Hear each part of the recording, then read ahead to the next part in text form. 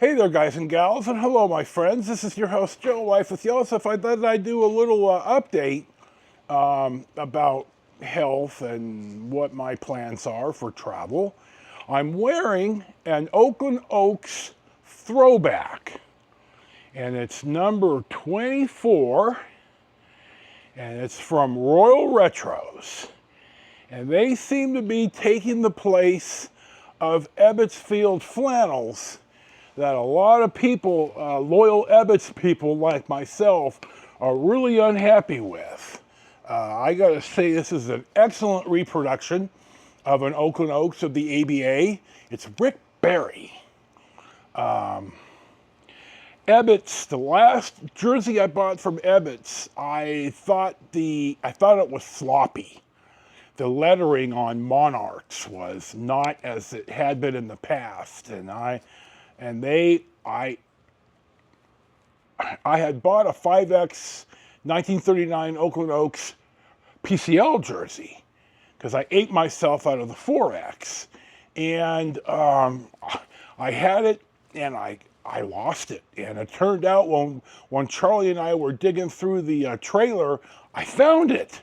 Now I was gonna buy another one, ADHD tax, and they don't even sell them anymore. Not in 5X. So it's like their Lids, the athletic hat maker, bought them, or whoever owns them, and they, like with a lot of businesses, when the founders sell, Whataburger is one too. They sold the Yankees, and I've read nothing from Texans about how the quality has dropped, and they're all disappointed. So I'm going to talk about Rick Barry here a second. I could ramble on about Rick Barry as a basketball player for a long time, but I'm going to link to his Wikipedia in the descript. But I'm going to point out he's the only player to win a season scoring title in the NC2A, the ABA, and the NBA. He was recognized when the NBA recognized its 50.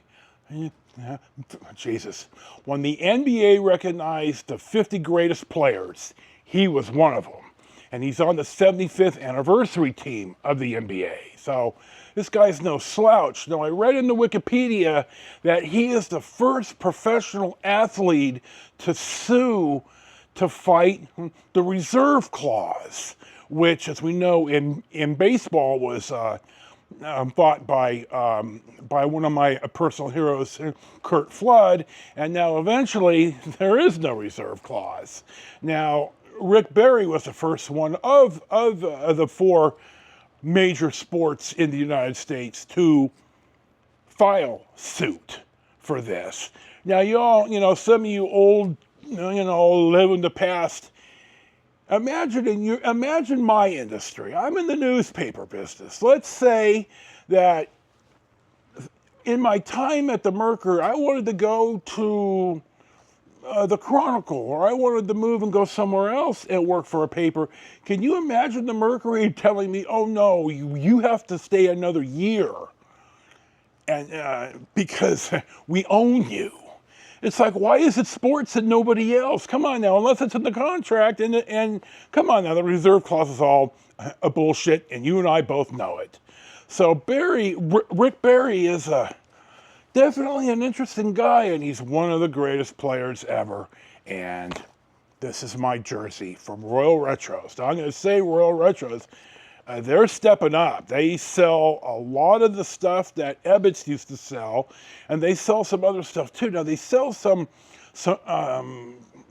they also sell hockey sweaters, and they have a California Golden Seals one that I'd really like to buy.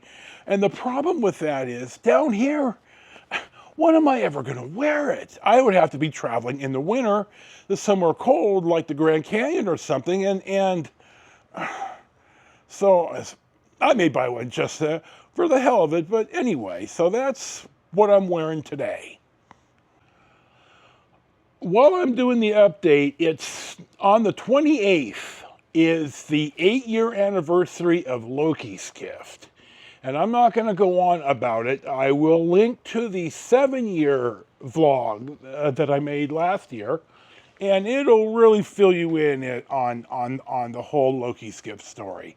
I will say that I haven't had the sweats or the heaves since I made the 7-year video, but the nausea and the fatigue in spurts, it's always some type of fatigue, but it's been overwhelming since I got back from bringing the locomotive back. It's been really, really tough. So I know you're tired of hearing it. I'm tired of saying it. So we're going to move on. I think I'm starting to get cabin fever, though. I think Dude a little bit is too. We've been sitting outside more. My sleep is out of kilter, so I wake up at 1 or 2 o'clock in the morning and we sit outside. He wants to go back in the house. Hold on. Anyway, I put him in the house. I've been really having the cabin fever. So, because, all I do, I wake up, I'm either in bed or I'm in the living room. It's 117 degrees, and though it's only going to be 106, I think, here today, but there's nowhere to go. I can't take him to the park because it's too damn hot. Anywhere to drive where it's going to be cooler, about the coolest place is Flagstaff. And that's 180 or 90 miles. And so I've been thinking, I looked at some weather. The Flagstaff weather this week is going to be in the mid-80s. So I could live with that. I would probably board Dude because it's easier to take him in Jolene because I could tie him up if it's warm.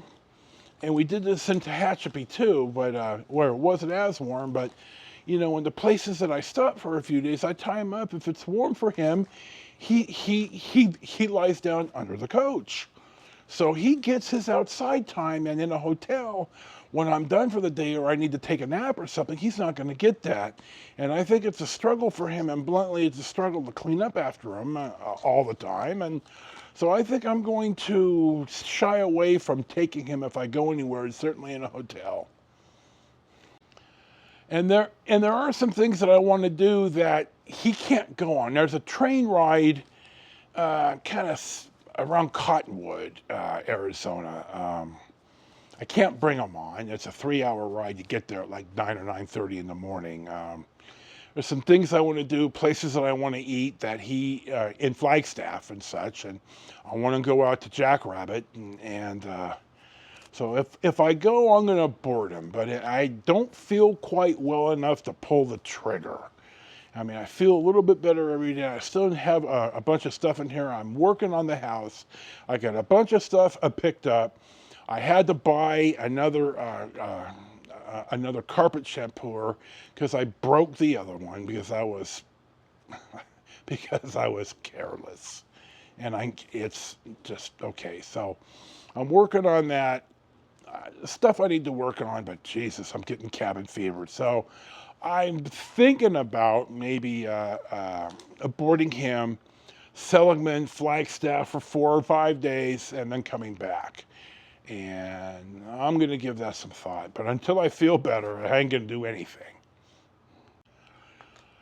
Now, in Ripon, California, in San Joaquin County, there is a yearly emergency vehicle and police car historic show.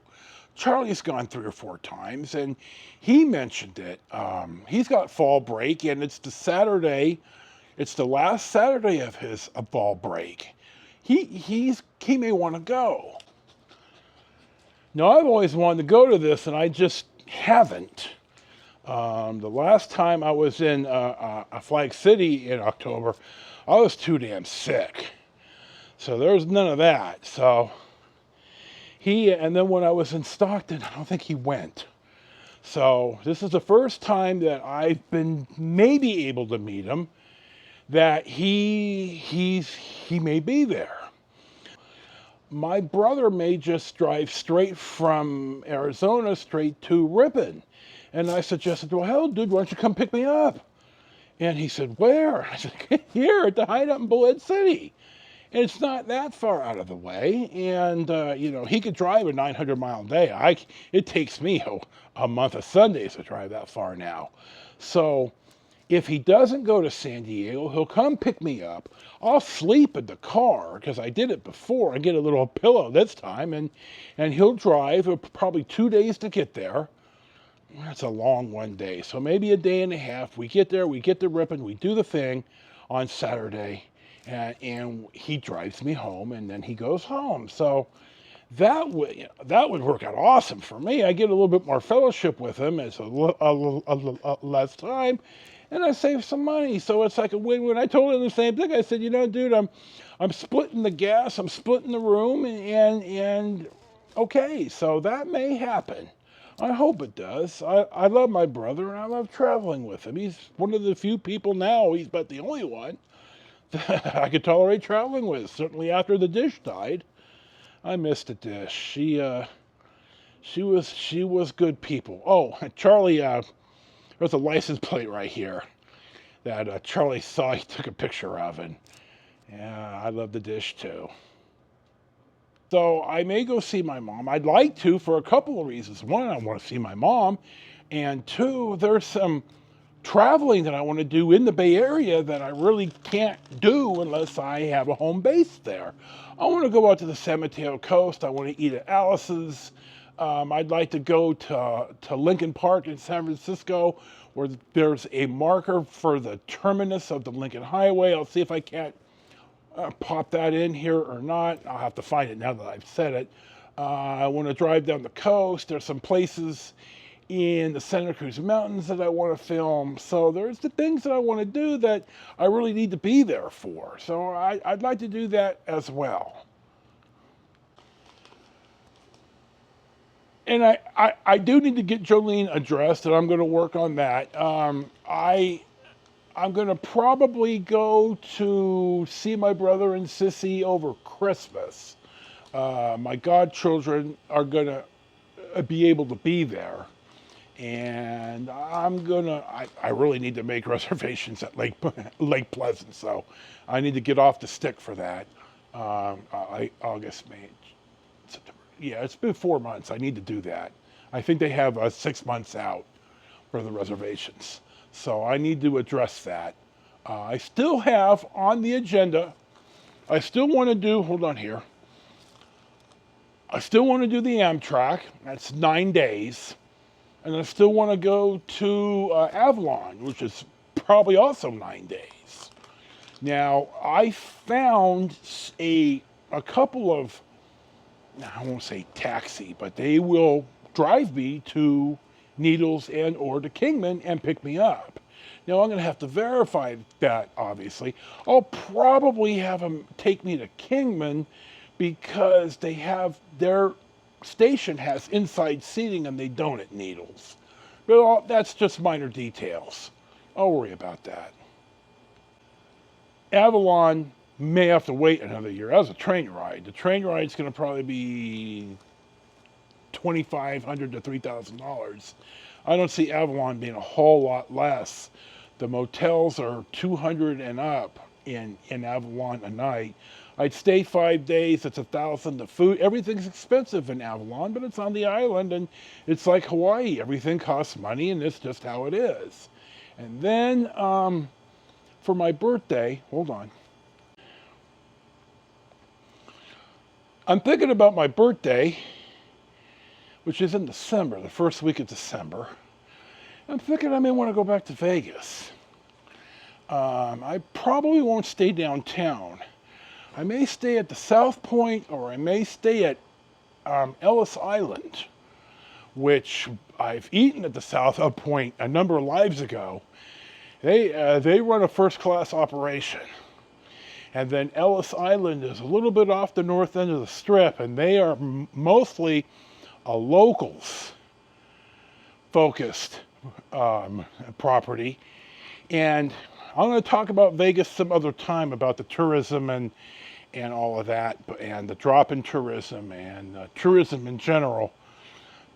So if I decide to go to Vegas, because I want to go up to Mount Charleston, I want to go out to the Valley of Fire and all that stuff, and I may want to go all the way out to Mesquite. Though I may have to stay in Mesquite because, Bluntly, there's a bridge that I want to film that I filmed when the Dish and I got married in 1991. And it's the historic US 91 bridge or some other historical stuff out there, St. Thomas and stuff like that, it was May and it was way too goddamn hot in 1991 and we were on the bike anyway, so. Well, I popped in to go to the bathroom and it's still cool in the house, so I think the answer is I like sitting in my chair more than I like sitting on the steps of the front porch. It's in the mid-90s right now, so I'm going to go back in and I'm going to turn the air back on. My bill was $208 this last month, and I don't have it set for 74 or 78. I have it set for 62. I don't care. So there you go. I'm not going to be uncomfortable ever again. So I'm going to go back in here. I think I'm done. I've wrapped everything up. I've rambled long enough. So hopefully I don't have to edit out too much. So this is, as always, your host, Joe, Life with Yosef. A little update. Thank you for watching. Thank you for subscribing. Enjoy your day. Peace be with you. I am the prize. Head in the game. May Freya show you a favor on the hunt, now and in the afterlife. And we'll see you for the next one.